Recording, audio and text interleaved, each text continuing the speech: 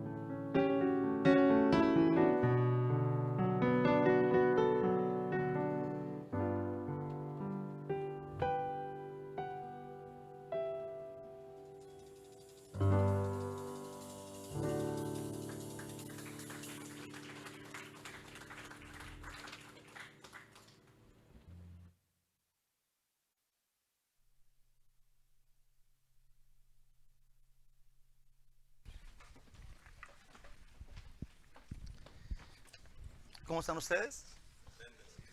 Gloria a Dios. Yo también estoy bien bendecido solamente con el hecho de verlos a ustedes. Qué bendición. Bien cambiaditos, bien perfumaditos, listos para escuchar la palabra de Dios. Bendito sea el Señor. Hoy tenemos, como ya sabemos, ya hemos estado hablando un poquito. Comenzamos este mes junto con la iglesia en inglés una clase de series y esto es, vamos a hablar del amor auténtico entre los hermanos. Esa sería la idea. Vamos a puchar esta clase de actitud, de tener un amor auténtico por los demás. Le llamaron bueno, buscando el amor auténtico. O sea, ahora, lo que vamos a hacer ahorita, déjame quito el resumen de una vez de lo que estudiamos semana pasada, que fue el domingo, que aprobé y tuve una clase de, para mí, en mi persona, algo de lo más importante, lo más relevante que yo creo que es en la vida del cristiano. Y hablamos del rapto de la iglesia. No sé si usted recuerda, el rapto de la iglesia es el día, o sea, digamos que si usted cree en lo que la Biblia dice, el día del rapto es cuando usted va a ver a su Señor. Es el día en donde usted se va a encontrar con Jesús y va a dejar que Él lo abrace a usted y le dé la bienvenida porque ese es el día que se va a encontrar con Él. Entonces hablamos el día más pronto o antes, o solamente que usted o yo me muera antes, entonces lo veremos antes, pero porque dice que no le vamos a adelantar a las personas que en Él mueran, en Él duerman. Porque ellos van a estar ya con Él, entonces vamos a encontrarnos con Él en las nubes, dice la Biblia. Puse acá como resumen de eso y también hablamos de la escatología, que una palabra así como muy sofisticada, pero lo que realmente significa es el estudio del fin, el estudio de lo que va a suceder en el fin de los tiempos. Y también pudiera ser el estudio de después de la muerte, lo cual obviamente que tiene sentido para nosotros, porque nosotros una vez que morimos en este mundo, que sea que moramos o que venga el rapto, vamos a estar con el Señor. Y hablamos un poquito más a la semana pasada de lo que sería la gran tribulación y el reino del milenio. Y bueno, eso es lo que hablamos la semana pasada. En resumen, el rapto por muchos ignorado, por otros no aceptado. Aún está en la Biblia, digamos, esa es la verdad, no importa lo crean o no. Una vez dijeron que una pulga le alegaba a otra que el dominó no existía. Crea la pulga o no crea la pulga, el dominó existe, ¿verdad? No tiene que ver con que creas o no creas, la verdad es la verdad. Dice, los que murieron en Jesús y nosotros, los que hemos sido raptados, nos uniremos con Cristo en las nubes y estaremos con Él para siempre. Realmente esta instrucción bíblica, la gente la ha tomado como a ver si la creo, a ver si no la creo. No es opcional, es lo que dice la Biblia, lo creas o no lo creas. Ese es el rapto. El Señor viene en cualquier momento, en cualquier instante puede suceder. Hoy ojalá que así sea, y luego nos veremos con Él para siempre. Estaremos con Él en su presencia para siempre. Yo puse acá, ya ven Señor Jesús, que es la palabra esta que se usa mucho, Maranata. Ven Señor Jesús. Ahora sí, el amor sacrificial, ese sería el punto de la semana de hoy, de este domingo. El amor de sacrificio, el amor que tú, es esto, el amor que tienes con la gente más el amor, es la milla extra. Sí, cuando tú ya quieres a alguien y le das la mano, pero ahora le quieres limpiar los zapatos, ir a su casa y cocinarle, o sea, ese sería el amor sacrificial del que estamos hablando aquí, el amor que vamos a tratar de exponer para que podamos también practicarlo. ¿Está bien? Uno de los versículos que es clave, vamos a estar viendo todo esto en todo el mes, es Juan, es en el capítulo 15, versículos 12 y 13. Dice, este es mi mandamiento. Obviamente que cuando oímos mandamiento y es de parte de Dios, es un mandato, es una orden, ahí te va, es una exigencia. ¿Sí? Una exigencia de Dios, y esto es, ahí te va, ¿cuál es esa exigencia? Que os améis unos a otros.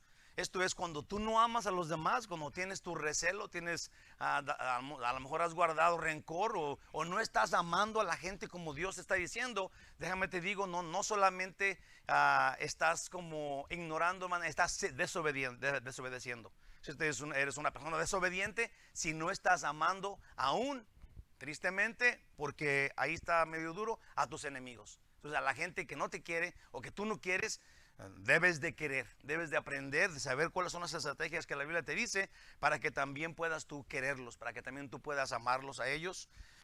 Dice que os améis unos a otros, y luego la regla es como yo os he amado. Esto es, no hay forma de escaparnos del amor que Dios nos tiene, aun cuando dice en Romanos 5:8, Jesús, en eso conocemos el amor, en que Jesús murió por nosotros cuando ¿qué? cuando éramos sus enemigos, pues. Entonces, cuando nosotros no éramos sus amigos, Él dio todo por nosotros. Es un buen ejemplo para que nosotros no nos pongamos un sombrero más grande que el de Dios y digamos, no, es que yo no puedo querer a esta persona porque se pone un calcetín de uno y otro de otro y a mí eso no me gusta, entonces yo no lo puedo querer. Entonces, no podemos decir eso porque el Señor, cuando éramos nosotros sus enemigos, Él dio todo por nosotros. Dice, nadie tiene mayor amor que este, dice todavía el versículo 13 del capítulo 15 de Juan. Nadie tiene mayor amor que este, que uno ponga su vida por sus amigos. Exactamente lo que Jesús hizo, gracias a Dios. Puse acá lo que vamos a estudiar ahora, enfocados en el amor sacrificial, hermanitos de mi corazón y de mi vida, es de Marcos capítulo 2 del versículo 1 al 12. Y esto está en esto es el plan que hoy tenemos, es una forma, una estrategia que vamos a ver bíblicamente, en donde personas usan este amor sacrificial. Sí, en donde, como ya les dije, van el poquito más, es el amor sobre el amor que uno tiene que tener en el normal con los demás.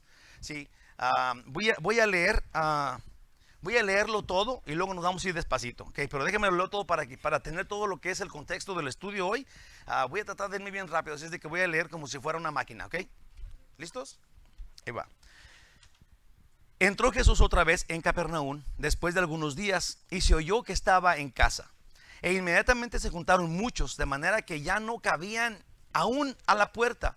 Y les predicaba, ahí te va, la palabra. ¿Qué predicaba Jesús? La palabra. Nunca se salía, no eran 5 puntos, no eran cómo progresar, no es cómo verte más bonito, era la palabra de Dios. Eso es lo que predicaba Jesús todo el tiempo y eso hay que aprender nosotros. Entonces vinieron a él unos trayendo un paralítico que era cargado por 4. Estos unos eran 4. Dicen el 4, y como no podían acercarse a él a causa de la multitud, descubrieron el techo donde estaba y haciendo una abertura bajaron el lecho en que yacía el paralítico. Al ver Jesús la fe de ellos, dijo al paralítico: hijo, tus pecados te son perdonados. Estaban ahí sentados algunos de los escribas, que realmente eran los paralíticos, sí, no al que bajaron, pero ellos, a los cuales cavilaban en sus corazones: ¿por qué habla este así? Blasfemia dice. ¿Quién puede perdonar pecados sino solo Dios?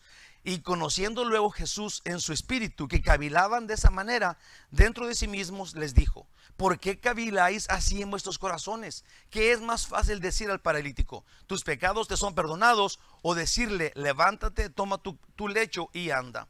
Pues para que sepas que el Hijo de Dios, del Hijo del Hombre, tiene potestad en la tierra para perdonar pecados, dijo el paralítico: a ti te digo, levántate, toma tu lecho y vete a tu casa. Entonces se levantó enseguida y tomando su lecho salió delante de todos, de manera que todos se asombraron y glorificaron a Dios, diciendo: nunca hemos visto tal cosa.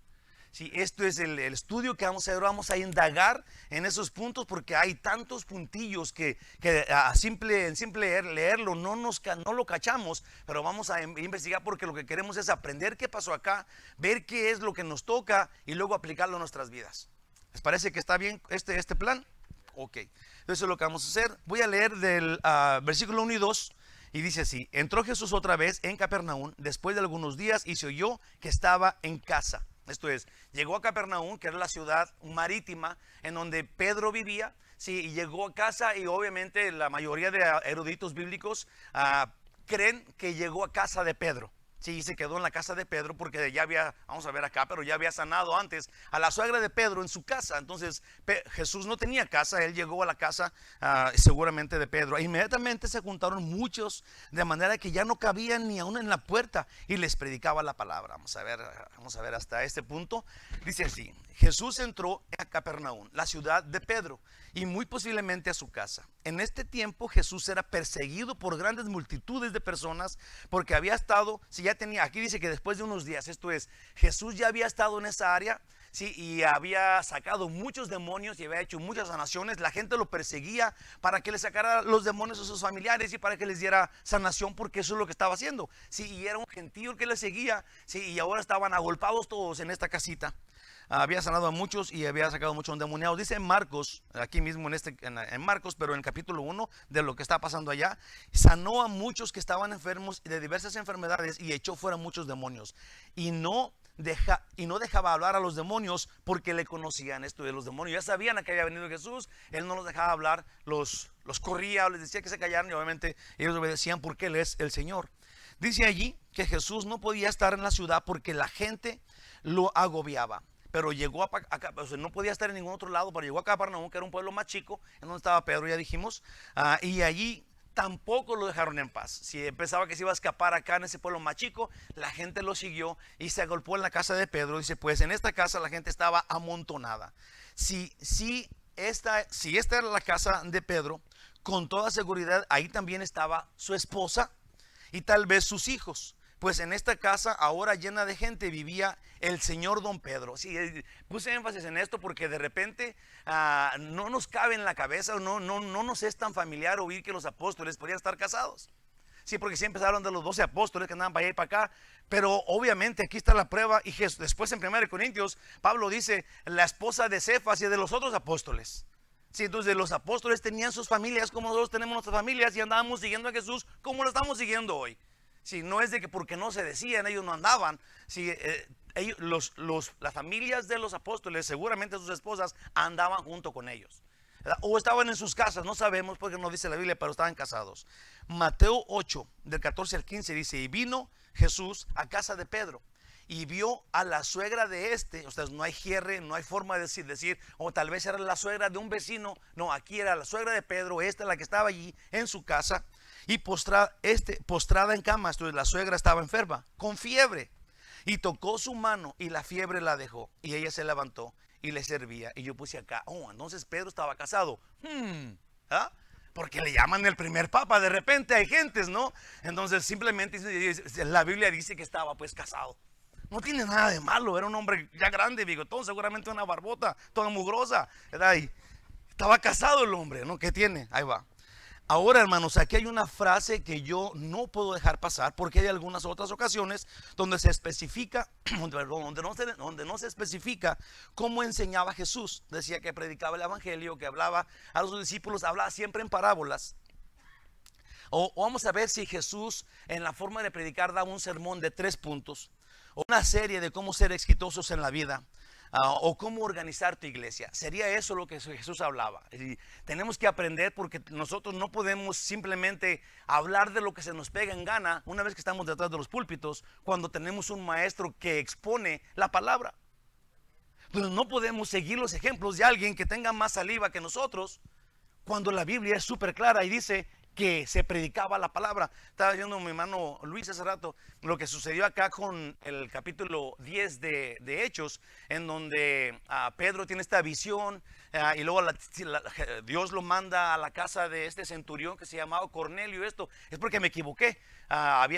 Empecé a estudiar ese pasaje, sí, y era total de que aquel lo estudié de gratis, como quien dice, por toda la semana, pero la cosa es de que Dios mandó a Pedro a predicar la palabra a Cornelio.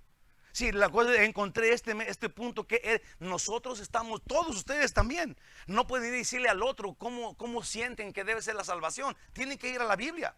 Y tiene que saber que la salvación es por gracia y que si quieres ganártela por obras, eres un legalista igual que los fariseos y que Dios está enojado contigo. ¿Sabías eso?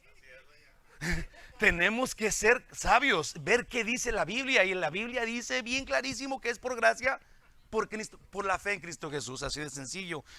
No, mis hermanos, Jesús enseñaba el evangelio, la verdad, y no lo hacía apoyado en la escuela de algún rabino respetado como todos lo hacían en ese tiempo y como mucha gente lo hace hoy, sino de su propia autoridad, de su palabra. En Lucas 4:32 dice el Señor, y se admiraban de su doctrina, o dice la gente que se admiraban de su doctrina, porque su palabra era con autoridad. ¿Sí? De ninguna forma yo pensaría que alguien o que yo tengamos una autoridad para exponer la palabra sin la Biblia.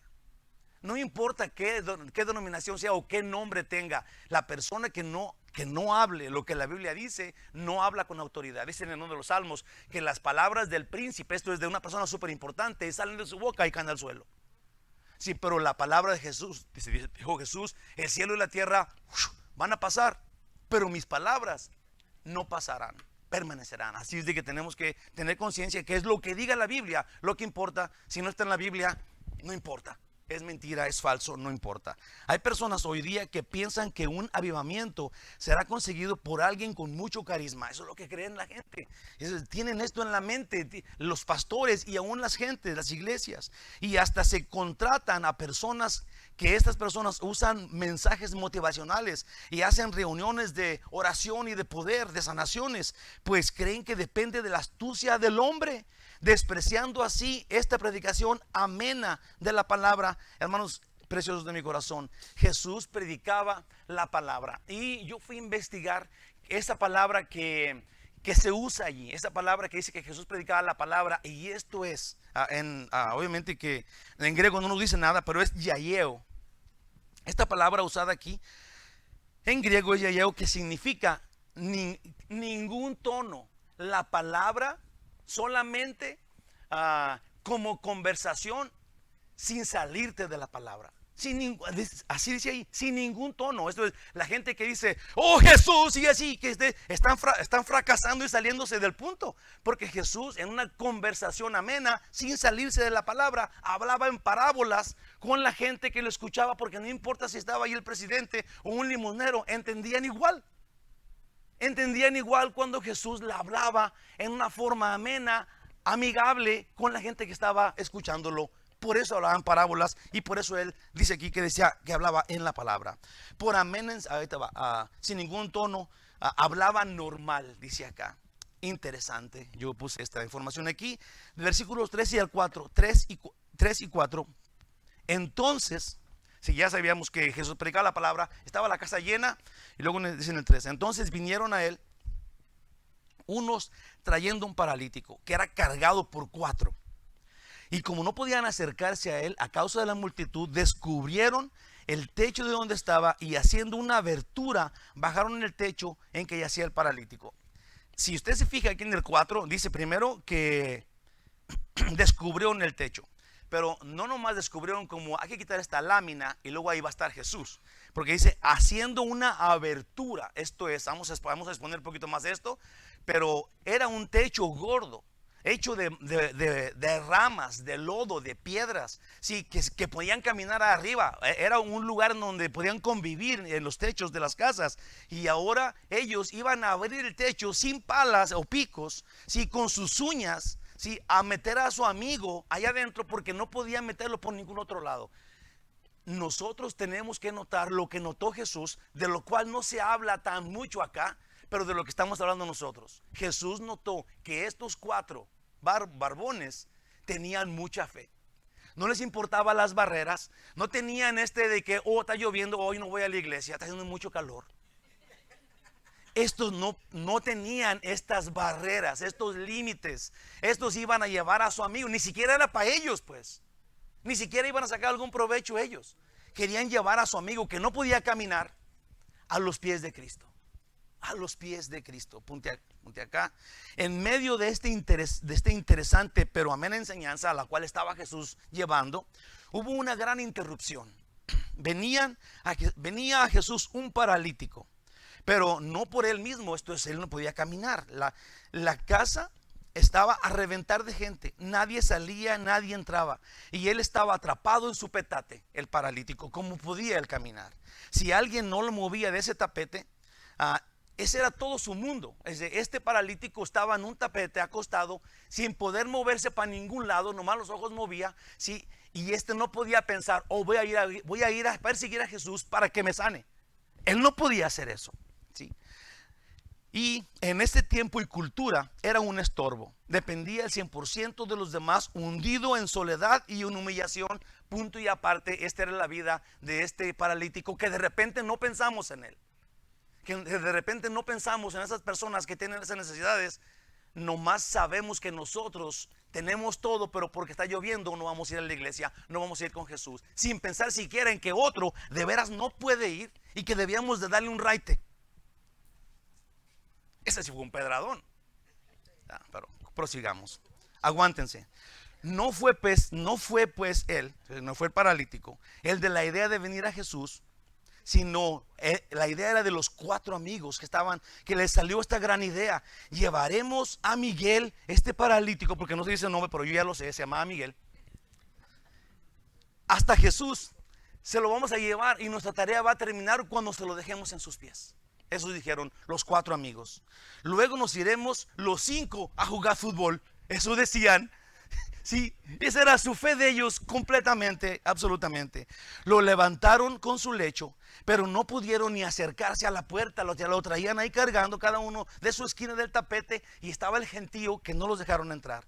La gente estaba inmovible y ellos dijeron: ok, la lucha hicimos, vámonos para la casa. No. Se quisieron meter por las ventanas, le hicieron la lucha, quisieron quitarlos de las puertas y no pudieron. Pues y acá no se dieron por vencido. Le intentaban por una ventana, pero llena de gente estaba. Por otra igual. Por la puerta de atrás, imposible. Y uno vio la escalera, uno de ellos, y los otros movieron la cabeza diciendo dijeron y dijeron esta palabra. O vamos a descubrir, ya que ya dijimos eso, de que no era nada más quitar una lámina. Descubrieron el techo, y luego que dice acá, y haciendo una abertura. ¿Okay?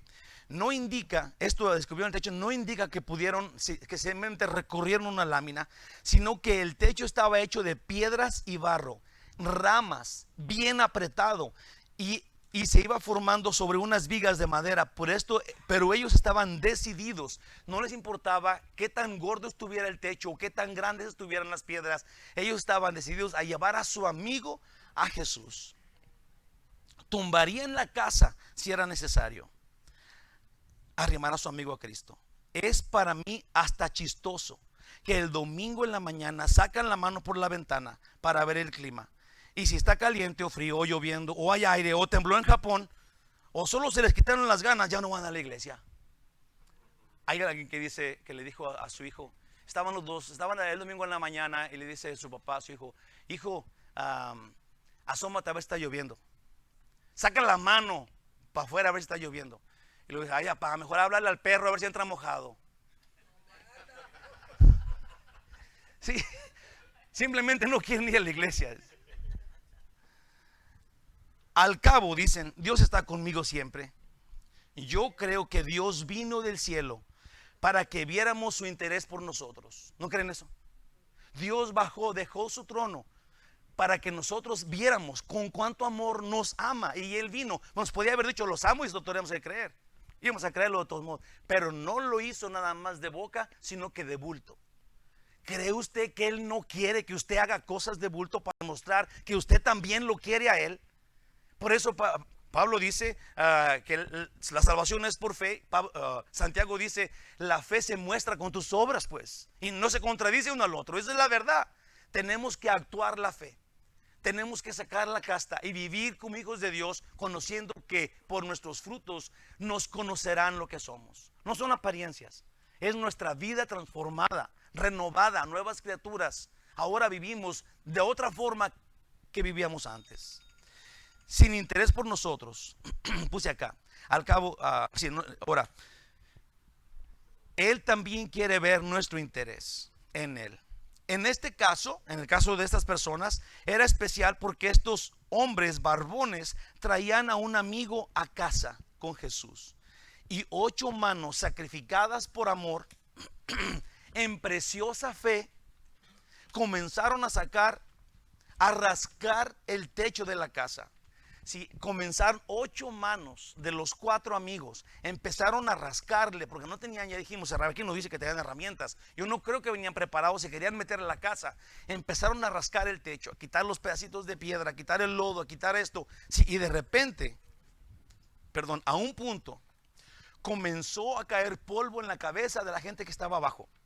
de los que estaban adentro, se empezaron a caer pedazos de paja y se empezaron a caer piedritas y se oía el ruñidero ahí arriba, y estos estaban acá oyendo la predicación amable de Jesús. Si era una interrupción terrible, alguien estaba ahí arriba rascándole. ¿Qué están haciendo? Vayan a ver. Estaba bien apretado todo, nadie podía salir. Si nada más estaban oyendo que había un rasguñadero ahí arriba, pensaban que eran ratas gigantes, no sabían qué estaba pasando. Luego se hizo una pausa porque tosían, pedazos del techo se caía, era un polvaderón. Aún dice aquí que adentro del cuarto estaban los verdaderos paralíticos, no el que iban a bajar, pero los fariseos. Estaban los escribas checando a ver cómo podían criticar a Jesús, cómo podían encontrarlo en falso. Quienes estaban enojados porque se les ensuciaban sus zapatos de charol con el polvo que estaba cayendo. Los escribas, líderes religiosos, ahí estaban. Se empezó a ver algo de encima de la cabeza de la multitud en aquel cuarto. Se vio un poquito de luz y manos de repente, y los pies de aquellos hombres que quitaban el techo, y las piedras encima de todo les caían, y un hombre en un tapete amarrado con sogas empezó a descender. ¿Te imaginas qué cuadro, qué momento? Yo quisiera haber estado allí. Obviamente era algo increíble. Estas personas no nada más tenían esta gran fe, no les importaba tumbar la casa de alguien por llevar a su amigo a los pies de Cristo. Sí, esos estaban, ya no les importaba nada, no tenían ninguna barrera, estaban determinados a hacer lo que ellos tenían en su corazón. Obviamente que esto habla de la fe, pues, de lo que nadie podía ver en ese momento, porque ¿qué están haciendo? Están interrumpiendo al Señor, están interrumpiendo al Espíritu Santo que está hablándonos aquí. Estos que están rascando ahí arriba, ¿qué traen? Ellos no les importaba nada, tenían una tarea, tenían una misión. Se veían los pies y las manos, las piedras caían, y un hombre en tapete amarrado con sogas comenzó a descender del hoyo aquel. Los cuatro fantásticos, que eran los amigos, al momento no bajaron. ¿Por qué no bajaron ellos? Porque no era necesario, ellos no eran los importantes, no querían el aplauso, aparte estaban enojados todos con ellos, nadie entendía qué estaba pasando. Si ellos no eran los que estaban listos para que les dieran un aplauso porque hicieron esto, al contrario, estaban arriesgando sus vidas. Ellos estaban haciendo esta terrible cosa, amor sacrificial por su amigo, y esperaban grandes consecuencias contra ellos. Así era lo que estaba pasando. De esto estamos hablando, de este amor con riesgo estamos hablando. De este amor con riesgo estamos hablando. Solo querían traer a su amigo Miguel a los pies de Jesús. El Señor entendió el cuadro cuando vio esto. Vio la fe de ellos. Vio al paralítico y no dijo hasta que llegaste. No se fijó en él. Su opinión, lo que Jesús, aquí dice la Biblia, que vio es simplemente la fe de los que traían las uñas llenas de sangre y todos raspados por haber quitado un pedazote del techo para que cupiera el paralítico. Si no era un hoyito para meter la mano y decir hola. Tuvieron que romper casi todo el techo para poder bajar a ese paralítico. Cuando lo bajaron, Jesús vio la fe de ellos. Así de sencillo. Jesús valoró la fe de estos cuatro tiernos barbones que se reían de las barreras. Esta fe que no tienes que creerla, pero la puedes ver. Fe que todo lo arriesga, pues podían haberse caído de ellos, o peor, podían haber tumbado al paralítico, aventado por allá. Jesús vio una creativa y sacrificial fe y amor. La fe en Dios no es un vago entendimiento de fe que se aferra a mis necesidades. Ojalá y entendamos esto, porque a mí me costó mucho escribirlo. Nuestra fe de repente se enfoca en que Dios me tiene que servir a mí. Terriblemente en nuestra según fe hablamos vanidad al 100%. Tenemos una gran fe. Dios, tienes que oír lo que yo diga y servirme cuando yo te lo exija. Si no, entonces no eres Dios. ¿Será verdad esto? ¿Será que nosotros hemos caído en esta trampa del diablo, los cristianos? En tener esta fe vanidosa y exigirle a Dios de nuestras necesidades. Estas personas no estaban actuando así para sacar un beneficio a ellos, ni el aplauso. Estaban arriesgando sus vidas por alguien más. No es un vago entendimiento de una fe que se aferra a mis necesidades, y yo con fe creeré que Dios me hará milagros, en el sentido de que mi fe obliga a Dios a hacer lo que a mí se me ocurra. Hermanitos preciosos de mi corazón, la fe es creer lo que Dios ha dicho. Y para gloria suya, cuando Jesús le dijo a Pedro, camina conmigo sobre el agua, cuando Jesús le dijo a Pedro, camina sobre el agua, Pedro caminó en el agua 2, 3, 4 pasitos, lo cual ninguno de los demás hizo. Era una gran fe. Pero Pedro caminó, y cuando se olvidó de lo que Jesús le había dicho, entonces cayó. Y Jesús dijo, hombre de poca fe. Cuando lo que ya Dios había dicho, no lo creyó. Si nuestra fe no está fijada en lo que esté en nuestro corazón, nosotros no hacemos la fe en lo que nos plazca, en lo que se nos ocurra. Es en lo que ya Dios dijo. Es confiar en lo que ya Dios dijo. ¿Se entiende eso? Crecer en la fe es en lo que Dios dijo. Por eso la salvación es tan específica. No podemos ser salvos por ningún otro motivo o por ninguna otra persona más que de la forma que ya Dios dijo, pues. Si no hacemos válido su evangelio y su venida, su sacrificio, estamos burlándonos de eso porque Él ya puso una forma de salvación. Tenemos que obedecer esa forma, poner los ojos en lo que Él ya dijo. Esta es la fe que salva, esta es la fe que está buscando el Señor en nosotros. Mateo 14 del 30 al 31 dice, pero al ver, estamos hablando de Pedro, aquí voy a decir el versículo donde está Pedro haciendo eso. Pero al ver el fuerte viento tuvo miedo. Si ya andaba caminando pues Pedro en el agua, hermanos, y comenzó a hundirse, dio voces diciendo, sálvame Señor. Al momento Jesús extendió la mano, asió de él y le dijo, hombre de poca fe, ¿por qué dudaste? Hermano, nosotros tenemos que poner atención a lo que Jesús dijo, y de lo que dijo tenemos que ser firmes y sólidos en lo que ya Dios dijo. En nada más, no en lo que la gente diga, no en lo que las costumbres de los hombres digan, pero en lo que Dios dijo es como que es sólido, es como el fundamento de la casa que tú vas a hacer sentada en ese lugar. En lo que ya Dios dijo, que no va a pasar nunca y que nunca va a bajar de nivel. Jesús lo llamó, y luego Jesús llamó a Pedro, y luego Pedro en el camino dudó, y ese es el problema. Dios le dijo hombre de poca fe. En Hebreos 11:1 dice la definición de la fe, y me encanta. Dice, es pues la fe, la certeza de lo que se espera, la convicción de lo que no se ve. La certeza de lo que se espera es la promesa, ya la conoces. Será. Sí, la promesa de lo que se espera es lo que tú ya sabes que Dios dijo, y esto no puede cambiar. Sí, la promesa de lo que se espera. Y aunque no puedes probarlo, que es la segunda parte, la convicción de lo que no se ve. Si esto es, tú ya sabes lo que se dijo, pero no lo puedes ver. Aunque no lo puedas ver o probar, va a suceder porque Dios lo dijo. Esa es la fe. Ya dijo Jesús, ya dijo Dios, esto es lo que es. Tenga lógica o no tenga lógica. Dios dijo, mi fe es que esto va a pasar. Si a mí, el otro día lo compartí, yo estaba gozoso porque iba a compartir del rapto, y le dije a una persona que yo sé que es cristiana y me imagino que es salvo porque va a tener mucho tiempo en la iglesia, y le dije, voy a compartir este día de algo que me llena de gozo, que es el rapto de la iglesia. ¿Qué es eso? Nunca he oído hablar de eso, no sé nada de eso. Dijo, eso no nos corresponde a nosotros. ¿Qué? ¿Cómo es posible? Ahora, si él no cree y mi fe baja en eso, pues qué loco estoy. ¿verdad? Porque yo estoy creyendo en lo que dice la Biblia, no que si él creó o si él no cree, como las pulgas que les dije del dominó. O sea, si la pulga dice que no hay dominó, ya por eso no va a haber. No, Dios es, creas o no. Amén.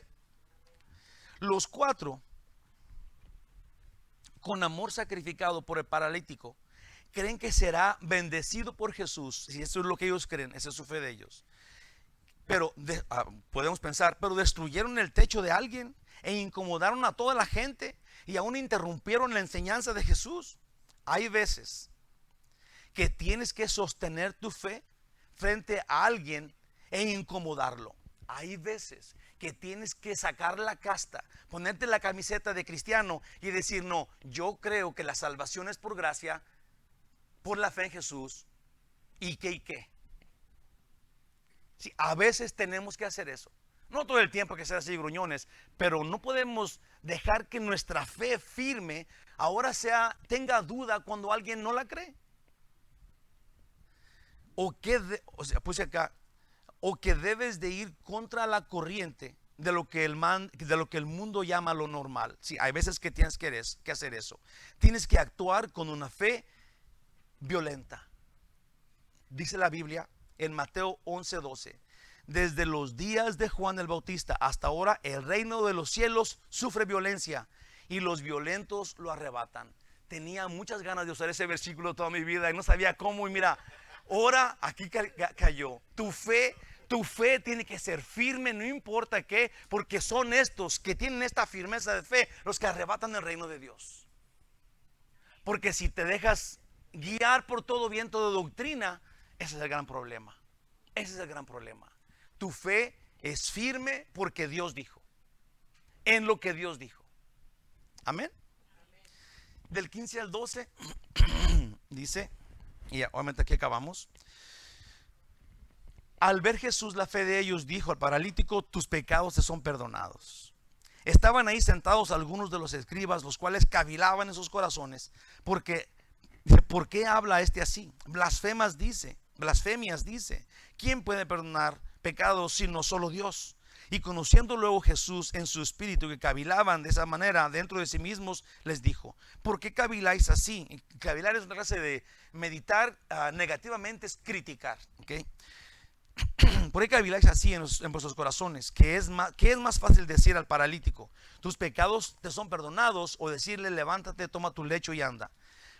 Pues para que sepas que el Hijo del Hombre tiene potestad en la tierra para perdonar pecados. Esto es, para Jesús les acaba de decir, para que sepan que yo soy Dios. A ti te digo: levántate, toma tu lecho y vete a tu casa, porque el perdón de pecados no se puede ver.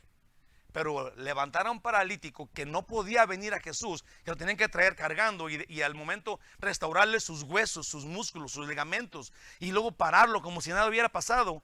Entonces este tiene que ser Dios. Este tiene que perdonar los pecados.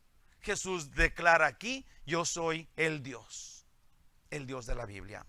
Dice en el 12: entonces él se levantó, el paralítico, enseguida, y tomando su lecho salió adelante, y salió delante de todos, de manera que todos se asombraban y glorificaron a Dios, diciendo: nunca hemos visto tal cosa. Yo puse acá, notemos que cuando Jesús dijo al paralítico que le perdonaba sus pecados, es porque vio la fe de ellos. Esto es, a Jesús, en medio de todo este polvaderón, en medio de todo lo que estaba pasando y toda la gente quejándose, tosiendo por el polvo que estaba bajando del techo, y luego ven a este hombre que viene bajándolo con sogas en medio del cuarto. Si realmente era algo abrupto, algo que no estaba normal, era una agresión. Sí, y Jesús, cuando vio por el hoyo del techo a los hombres que lo bajaban, le dijo al paralítico que lo perdonaba. Voy a decir, notemos que cuando Jesús vio al paralítico, cuando vio a los cuatro amigos, dijo al paralítico que le perdonaba sus pecados.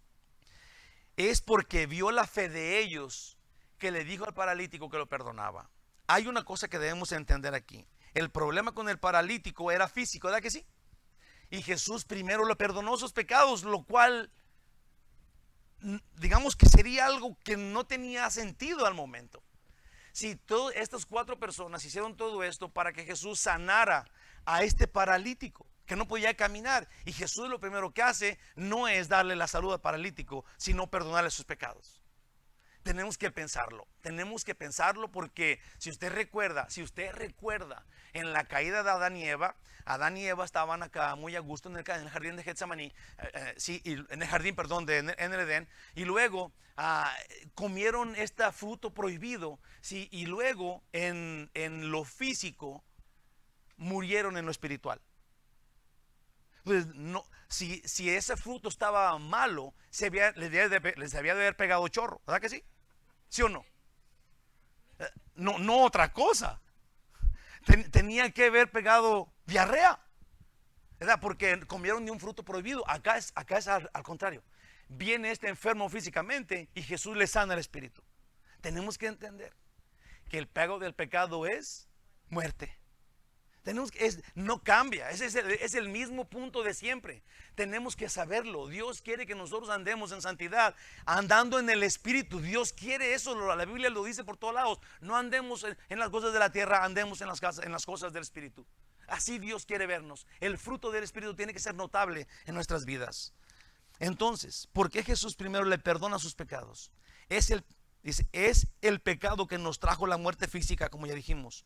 Una vez que eres salvo, mueres o vives, ya no importa si tú eres salvo. Pablo dice, si adoras ahorita, vas a seguir adorando a Dios cuando vivas en el otro lado. Si ahorita no adoras, si Jesús no es tu Señor ahorita, ¿de dónde sacas que te vas a ir a la presencia de Dios? Si no es tu Señor Jesús ahorita que estamos vivos, entonces no va a ser tu Señor después de que mueras. No importa cuánta gente ore por ti y cuántas flores te lleven a tu funeral, o quién vaya y predique en tu funeral. Si no tienes a Jesús ya, no vas a tener Jesús después. Es el pecado que nos trajo la muerte física. Vives en Cristo, mueres o vives, estás en Cristo. Ahí te va. Juan 11:25, un versículo que me encanta.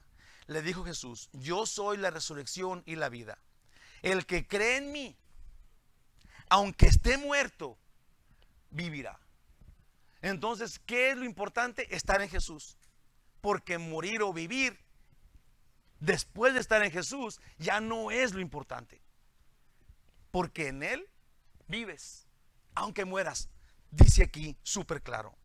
Cuando los escribas criticaban, diciendo que el único que puede perdonar pecados es Dios, Jesús oyó sus pensamientos, y tenemos que pensarlo porque Jesús es Dios, el único que antes de que hables ya sabe qué ocupas, y antes de que pienses la maldad también ya la conoce. Él es Dios. Y dijo, ¿qué es más fácil? Les dijo este reto, ¿qué es más fácil? ¿Perdonar su pecado o sanar su parálisis? Hermano, solo si tú eres Dios puedes hacer cualquiera de esas dos cosas. Solo si tú eres Dios puedes poner este reto. ¿Qué es más fácil que le diga, te perdono o te sano? Solamente Dios pudiera decir este reto. Si eres Dios puedes decirlo. Si no, entonces hay que observar. Amén. Calladitos nos vamos a ver más bonitos. Hermanos, solo si tú eres Dios puedes hacer esto. Jesús, ahí te va. Dios puede hacer esas dos cosas. Y frente a sus legalistas ojos, Jesús dijo, te perdono, toma tu camilla y vete. Y todo el mundo se quedó anonadado porque Jesús acaba de demostrar que Él es Dios frente a todos los que estaban allá. Y yo termino el estudio con esto. Conclusión final puse. El ex paralítico y sus 4 amigos corren entre la gente sonriendo con lágrimas entre sus barbas. Los 5, ¿okay? Como lo habían planeado desde el principio. Y era la señal del paralítico, la señal de su mal era su camilla. Ahora su camilla es la señal de su cura. Así como un hombre que su dinero era su perdición, pero ahora Jesús también lo tocó y lo salvó. Ahora su dinero lo usa para la gloria de Dios, también es señal de su cura. ¿Te das cuenta de esto? Gloria a Dios. El amor sacrificial debe ser parte de lo que compone al cristiano verdadero. Es el amor más amor. Amén. Gloria a Dios. Déjenme les digo un versículo. Ya nos vamos a ir a la comunión, pero quiero compartir este. Mira, dice, y me gustó porque ahí te va. En la Reina Valera, que es la que siempre uso, dice palabras como que no las entiendo tan bien, pero es Filipenses 2, del 3 al 4. Dice, nada hagas por contienda o por vanagloria. Si de repente contienda y vanagloria, como que no las entiendo muy bien, pero es esto. Dice, no hagas nada por rivalidad ni por orgullo. Antes bien, con humildad, estimando a los demás, considerando a los demás como más importantes que tú, considerando a los demás como superiores a ti, como más importantes que tú. Dice en el 4, dice, no mirando, a ver otra vez, no mirando cada uno por lo suyo, que cada uno no se busque su propio bien, sino viendo el bien, buscando el bien de los demás. Y ese sentir hubo en Cristo Jesús, dice la Biblia. Sí, entonces nosotros tenemos que tener conciencia que el cristiano está caracterizado por buscar el bien de los otros. Por buscar, antes de rascarte, preguntarle al otro que si tiene comezón. ¿Estás? De veras. Oye, eso dice Dios. Eso dice Dios. Vamos a ver, vamos a pasar a tener comunión. Agarre sus elementos que están pasándole ahorita.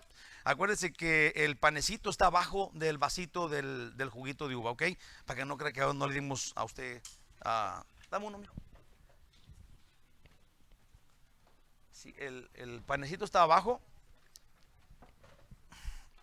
Dice la Biblia en 1 Corintios 11, y voy a leer en los versículos del 23 para adelante, pero déjenme le leo el 28. Esto es capítulo 11 de 1 Corintios, versículo 28. Dice: por tanto, pruébese cada uno a sí mismo y coma así del pan y beba de la copa.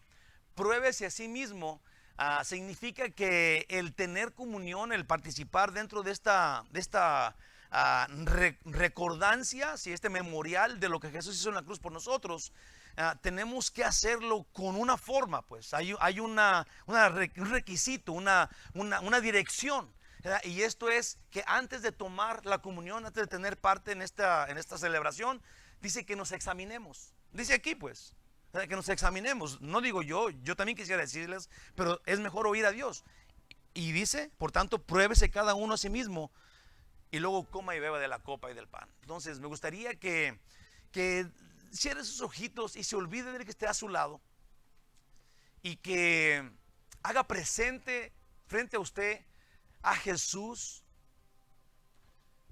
que conoce sus pensamientos buenos y malos, y que se descubra frente a Él, porque eso es lo único que Él quiere. Él no le va a dar un castigo. Él es nuestro justo juez. En sí Él es nuestro abogado. Es nuestro abogado defensor. Él dice que corramos a Él, que si confesamos nuestros pecados, Él es fiel y justo para perdonarnos y limpiarnos de toda maldad. Entonces, usted póngase a cuentas con Él. Ese es algo privado, algo que es entre usted y su Señor, y yo voy a hacer lo mismo. Hagámoslo.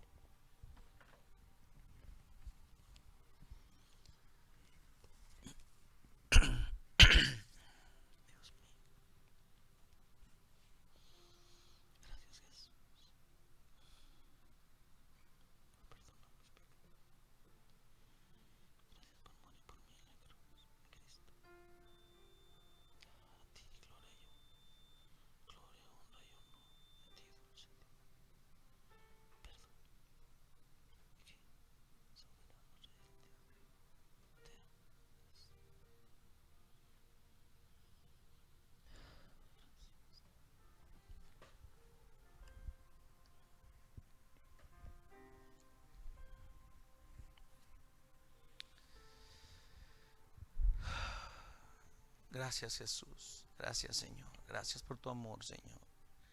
Gracias por morir en la cruz por nosotros. Gracias por morir en nuestro lugar y matar el pecado que nos causaba muerte y que te causó la muerte a ti. Por eso moriste en nuestro lugar y ahora quedamos, gracias, Señor, inocentes, libres, dignos de ti. Dice la Biblia, hermanos, de mi corazón y de mi vida, que me gusta mucho este pasaje, porque creo que tiene más. Primero tiene lo que yo pudiera, digamos, pensar, porque Pablo tampoco estaba con Jesús la noche en que Jesús tuvo la última cena, la que le llamamos así. Pablo es como nosotros. Si a nosotros Jesús nos habla, nos dice esto en la Biblia. Pablo dice que él, en el tiempo que él estuvo apartado en el desierto, donde Jesús lo instruyó, Jesús le dijo esto que pasó. Sí, y se me hace tan importante porque lo recibió del mismo Señor, la enseñanza que estamos recibiendo ahorita mismo nosotros. Por eso Pablo dice, yo recibí del Señor lo que también os he enseñado. ¿Sí? De la misma manera que nosotros ahorita lo vamos a recibir, Pablo lo recibió y nos lo va a pasar al costo. Es 1 Corintios 11, versículo 23. Porque yo recibí del Señor lo que también os he enseñado, que el Señor Jesús, la noche que fue entregado, tomó pan. Acuérdense que el pan anuncia su cuerpo partido, destruido, desangrado, golpeado, desfigurado, colgado en la cruz hasta la muerte. Habiendo dado gracias, Jesús lo partió y dijo: tomad y comed, esto es mi cuerpo que por vosotros y por nosotros es partido. Y luego dijo: hagan esto en memoria de mí. Gracias, Jesús. Comamos.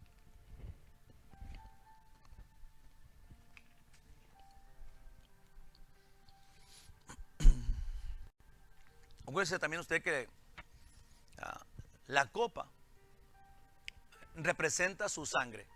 Esta sangre Él es el sacrificio, Jesús es el sacrificio, pero también Jesús es el sacerdote que hace el sacrificio, que celebra el sacrificio. Agarra la sangre del sacrificio, que es Él, y luego la rocea en el propiciatorio, en el cielo, ¿sí? En el original del arca de Dios. El propiciatorio era el propiciatorio de la misericordia, era la tapadera que cubre la caja, que es el arca de Dios, ¿sí? Y ese propiciatorio de la misericordia es en donde Jesús derramó la sangre del sacrificio que hizo por nosotros, y el Padre aceptó el sacrificio de Jesús y hizo la paz con nosotros. Esto es, nos recibió como perdonados. El día que Jesús roció su sangre como sacerdote supremo en el propiciatorio y hizo el pacto de Dios con Dios inquebrantable, en donde no estamos nosotros, nada más recibimos el resultado del pacto. Dice: así también tomó la copa después de haber cenado, diciendo: esta copa es el nuevo pacto en mi sangre. Sellado el pacto. Si lo crees, tus pecados, nuestros pecados han sido quitados. Créelo, hermano y hermana. Si tú hoy crees que el sacrificio de Jesús, su sangre, que no te libra de que te pique una araña, que te mate un trolebús, pero que la sangre de Cristo tiene la autoridad para quitarte el pecado, porque frente al Padre fue recibida por Él, y el pacto quedó sellado del plan que tenía Dios con Dios. Si tú hoy crees esto, entiende que hoy sales de aquí con 0 pecados. Y depende de ti mantenerlo así, pues. Es como que te renueva esto. Vamos a salir de aquí hoy sin pecado. Échale el lápiz. Piénsalo.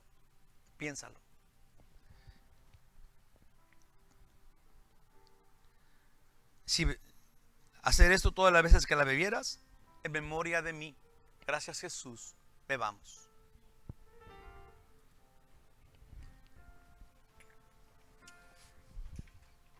Y luego cierra Pablo diciendo en el 26: así pues, todas las veces que comieres este pan y bebieres esta copa, lo que significa que no la tienes que beber una sola vez, sino que en tu vida practícala normalmente, porque eso es lo que Dios quiere, hasta que te mueras o hasta que Él regrese. Porque dice: así pues, todas las veces que la comieres este pan y bebieres esta copa, la muerte del Señor anuncias, esperas, estás preparado, estás viendo a qué horas viene, hasta que Él venga, pues. Entonces, el día del rapto es el día en donde tú vas a terminar de tomar comunión, porque el Señor llegó y te abrazó y te llevó a las nubes, y con Él vas a estar, y tú vas a estar, y yo voy a estar, y nunca nos vamos a separar. De acuerdo a su palabra, nosotros la creemos por fe, nunca nos vamos a separar de Él, nunca más. Hacemos esto en memoria tuya, Señor, y creemos y confiamos en ti. Gracias por morir por nosotros, dulce Dios. Gracias por tu amor. Gracias, Señor, por darnos esta enseñanza. Ayúdanos para que entendamos a una que el perdonado, el salvo, nosotros los redimidos, no podemos vivir enojados con la gente, no podemos ser gruñones, no podemos ser rudos con la gente, porque ellos nos merecen amor de los hijos redimidos de Dios. Ayúdanos a ir la milla extra, a hacer el otro favor más grande. Señor, nosotros confiamos en ti. En tu poder andamos, no en el nuestro. Gracias. En el nombre de Jesús. Amén. Gloria a Dios. Vamos a alabar al Señor, hermanos, una vez más. Ha sido bueno.